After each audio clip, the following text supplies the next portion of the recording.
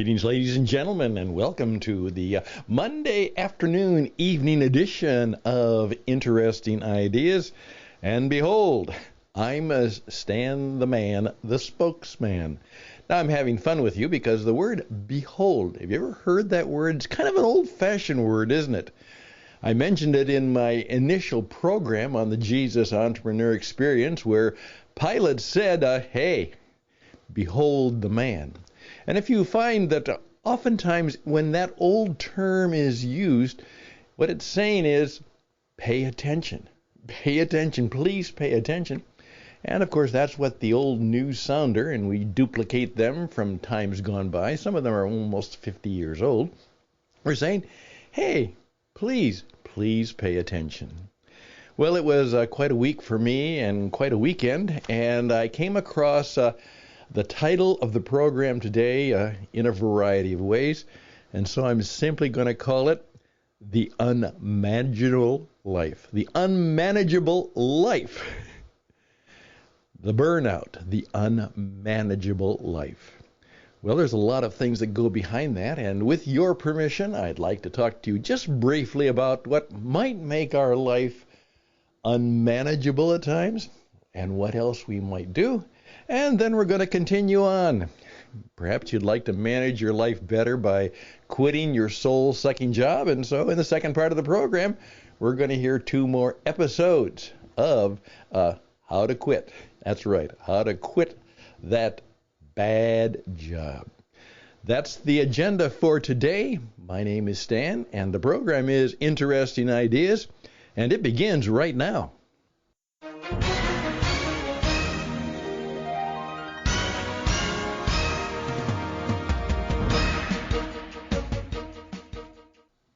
And we're back. I actually heard about 2 or 3 sermons, homilies, speeches that all of a sudden talked very much about this theme. And the first one was simply a young man. He's young. He's young by my standards, but he's young by any standards. A wise young man, a very accomplished pastor and speaker, and he talked about the burnout life. And he pointed out something rather interesting. He said, the term actually hasn't been found. I'm just taking his word for it, is that the term was not used until 1973. He says, does that mean that nobody ever suffered from burnout before 1973? Well, of course, whatever phenomenon we're talking about, which most of you perhaps have that expression. You kind of feel.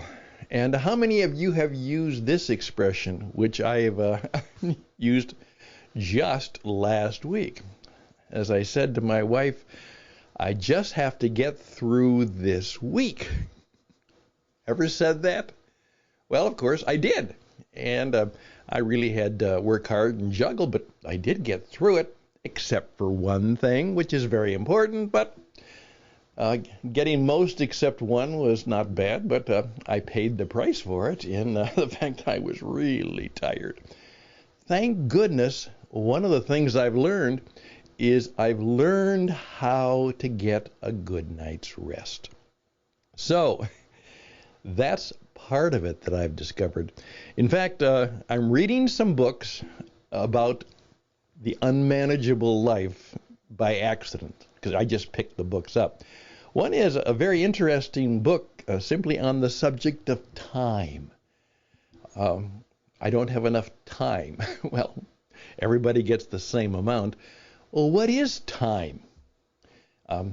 Is it just because of the tick-tock on the clock? Well, was there time before we had clocks or sundials or whatever? And it's a very interesting, as he says, somewhat scientific study. His name is Alan Burdick, and it's about time. You might want to check it out. And the other one is a biography of Marlon Brando. Now, I confess I kind of had a styling like him when I was much younger. I didn't look like him, but I kind of resembled him in the facial appearance, and my hair was beginning to thin out, so I had a little bit of that.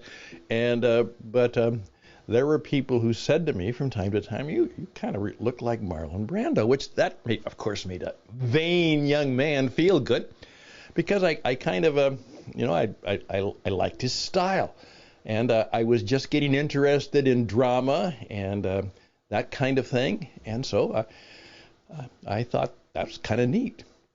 I found a book simply called, it's about Brando. It's, in effect saying is, guess what? The Contender. The Contender. And it's a big, hefty volume of Marlon Brando, and I'm not going to be able to finish it, but, he was a man who made a lot of marks in his life and a lot of contentions, but a lot of his life became unmanageable, and it cost him dearly. So there we go. Then, where I loved it, one of the sermons I heard was from a church in New York City which celebrated a man named Sam Shoemaker. Now, he was a pastor in New York City a number of years ago, back in the 20s, 30s, 40s, and 50s. And one of his chief accomplishments, besides he was just very good at what he did, he was behind kind of the helpful founding. It actually began somewhat in his church, which was Calvary Church in New York City. And it was him and Bill W. and some others who are known in the movement called AA, Alcoholics Anonymous. And the pastor who was giving kind of the, you might say, homily about the honoring it. They called it, the Sam Shoemaker Feast, because they were going to feast on some of his teachings. And of course, what they did is they went through, as part of their worship service, and there's a great deal of similarity, they went through the 12 steps and worked the 12 steps into the program, both of music and of message. Very, very fascinating, very challenging.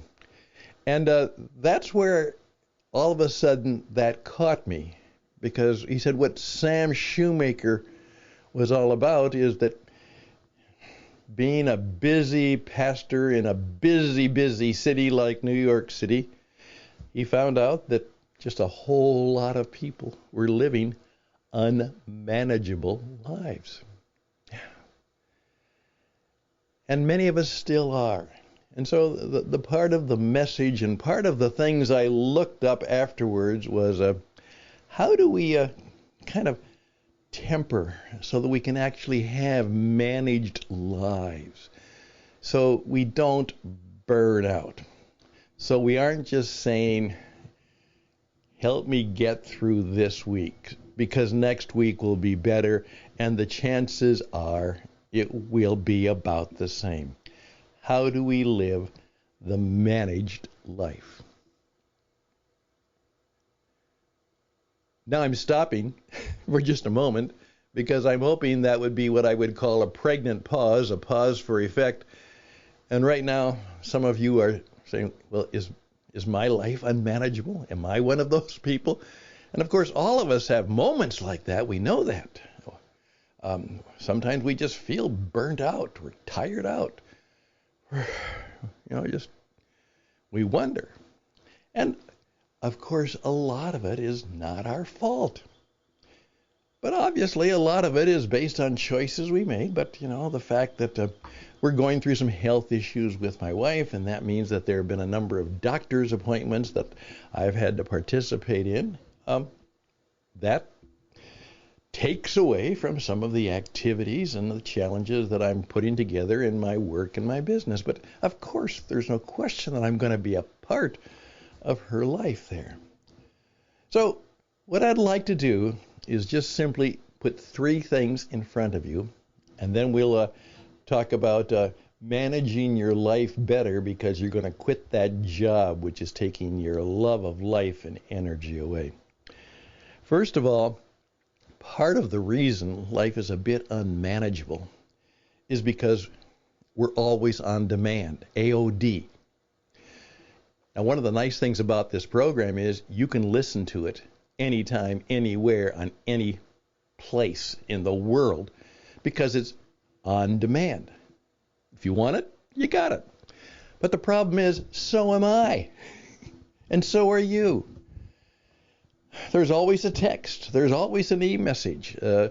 Our work and business, it oftentimes just doesn't stop when we want it to stop. I admire one of my friends who just has the courage, and I would say she has a little bit of the luxury to do it, who just declares that, Saturday, late Friday, Saturday, Sunday, until early Monday morning, she's just offline. She's off the grid. That's just it. Don't expect that you'll get anything from her. We're always on demand. Secondly, what is true is that we are even distracted so much by entertainment, by everything else. Now, you may enjoy the football games leading up to the Super Bowl, but in effect, please keep in mind that the people who are really thrilled because their team won, in the next 2 weeks, half of those people are going to be depressed because their team will lose.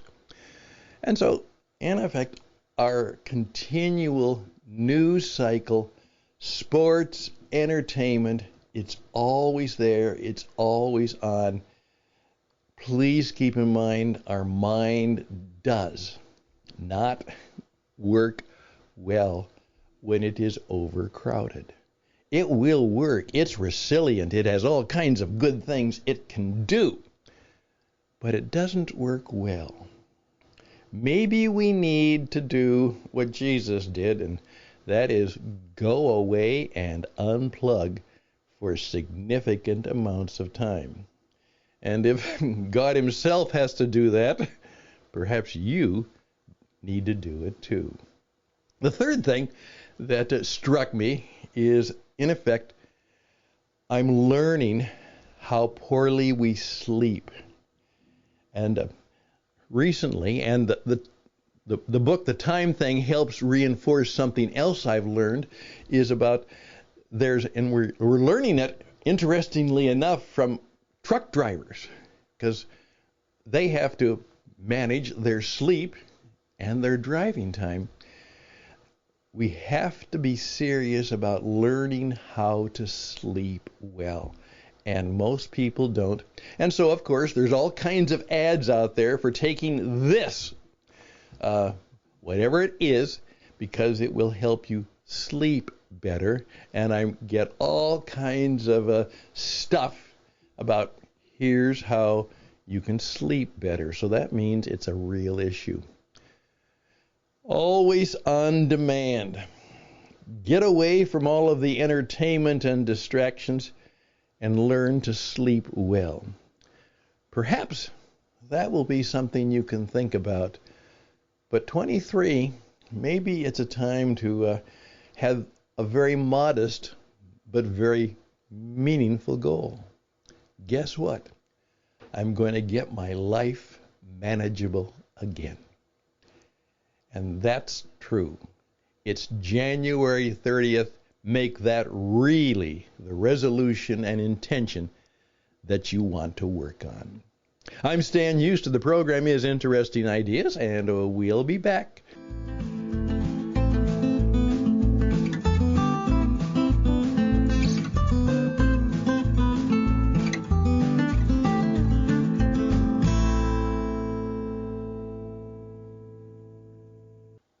Okay, here we go. We're just at 15 minutes. Give me about 10 more minutes, and let me play for you episode 4 and episode 5 of a video that I did about 5-6 years ago called How to Quit Your Soul-Sucking Job. And we've got the first 3 already done. You can check them in our previous podcast. But right now, just take some time out and just listen quietly and thoughtfully and see if maybe this might help you get out of that bad job situation and to make life more manageable. Just see if these will help you. I'm Stan Houston, and here we go with episode 4 and 5, How to Quit Your Soul-Sucking Job.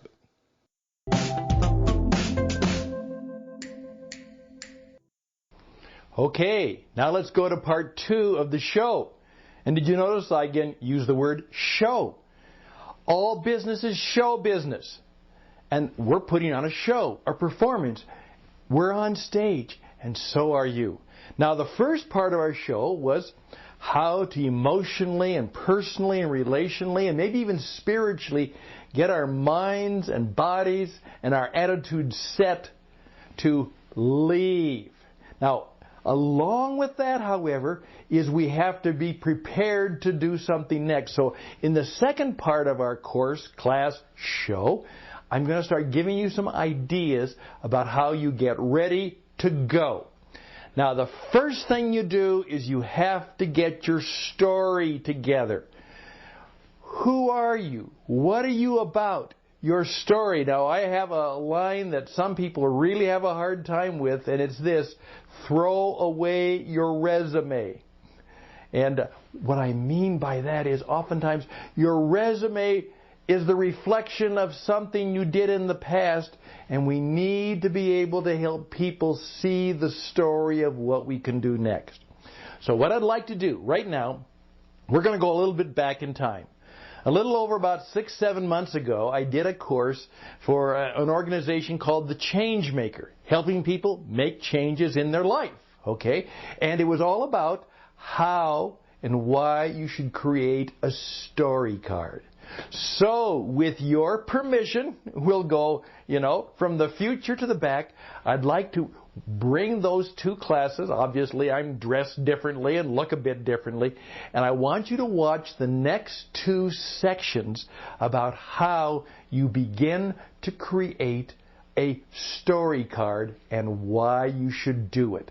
And this will get you really ready to take that leap of faith and courage when you finally leave that soul-sucking job for something new and better. So, just take some time now and watch the 2 programs on The Future Belongs to the Storyteller, and you need to build a story card.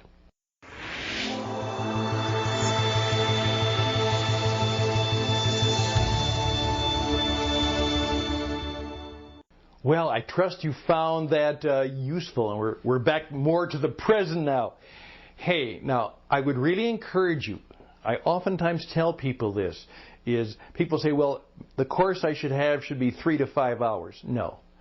There's even classes 15, 20 hours. That's way too long. Actually, I try to say a class should be about an hour, hour and a half at the most. And then go back and watch the parts that are helpful and useful to you. One of my mentors said that if you really want to learn something, you have to watch it, listen to it at least 3 to 7 times. 3 to 7 times. So I would encourage you to go back and that one about why the story is so important. And then the important part of the fact that you really have to know how to create that story card. And one of your projects while you're in this getting ready to go stage is to create a powerful story card. See, the resume just says what you did for somebody else in the past, and what this allows you to do is you are prepared to tell your story to other people about how you can help them in the future. And that is so important. And when you're starting to do this, and when you create this, this will build your confideo, your with faith, your confidence in yourself. And so now your mental mind is working more and more to be more confident. You're going to get out of this soul-sucking job because you're working a plan to make your move. And this is part of that plan. Now, that's why I want you to think about creating that and then beginning to use that in your conversation. Now, who are the people I want you to be in conversation with? One of my favorite lines, which is not original with me, in fact, it's ancient wisdom, and it says simply this: I'm probably powerless to deal with the mess I'm in all by myself. You know, that's true. It's really hard for us to deal with the mess we're in, and if you're in a soul-sucking job, that's a mess. It's hard for us to deal with the mess we're in all by ourselves. And some of us need a higher power. We need some spiritual and relational and transcendent help. We may need professional counseling and help. Obviously, I can't cure my cancer without help. I need a doctor. I need someone to help me with that. And so we seek people, coaches and mentors and guides and professional people who can help us. But you also need to have some friends. I remember one therapist said to me one time, he said, you know what, a lot of people pay me $150 an hour, and all they need are some good friends to talk to. And we all need friends, people that we can call friends. And if you have lots of friends, you are blessed. But let's say you have 2, 3, maybe 4 or 5 friends. Let's start getting them involved in your power network. You can't do this by yourself. You know, you need someone after a terrible, terrible day where you can call them up and say, talk to me, make me feel better, encourage me. We all need that. We all need help with the mental game. We all need a coach, even a friend coach who comes along and says, you know, kind of, as he says, I'll pet you on the fanny and pet you on the back and say, go get him, you can do it, buck up, buddy. So now I want you to identify people in great confidence that they will not talk, they will not share your story necessarily with others that may be not useful, but they will be there to look out things for you. When they hear of opportunities, they can say, well, you know, I know somebody who could probably do that. They are kind of your point of the spear. I mean, you're out there, and that term, point of the spear, the people who are out there in front of you as you're making your way, this is kind of like a battle. It's not only a stage performance, but it's a little bit of a battle.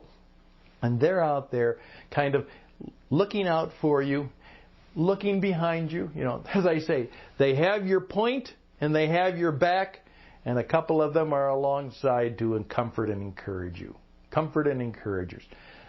If you can start to build that group of friendship factors, that will help you do that. So what I want you to do now is start to think of those 3, maybe 2, maybe at least 1, 3 to 7 people who you can ask to be on your friendship factor team to help you get rid of this soul-sucking job. And you begin to share your story with them. They give you confidence, encouragement. They'll read your story card because, you see, this now becomes your script, your program, your way of auditioning to do this. Now you say, auditioning? Well, that's a little bit of a teaser. You don't just interview, you audition. Now, I would encourage you, the section of those 2 little excerpts were from a course which I've done, which is how to find your first job. And that goes into a lot more detail about finding a job. And perhaps you may want to jump into that class and course and see it too. You might find it helpful and useful. And I'd be more than happy to help you do that and make sure you get a special deal if you want that. So just contact me if you want to take that other class or course. But now it's friendship time. So start to look for the friends who can help make a difference so that you can move on. And by your out date, you will be out and into something better.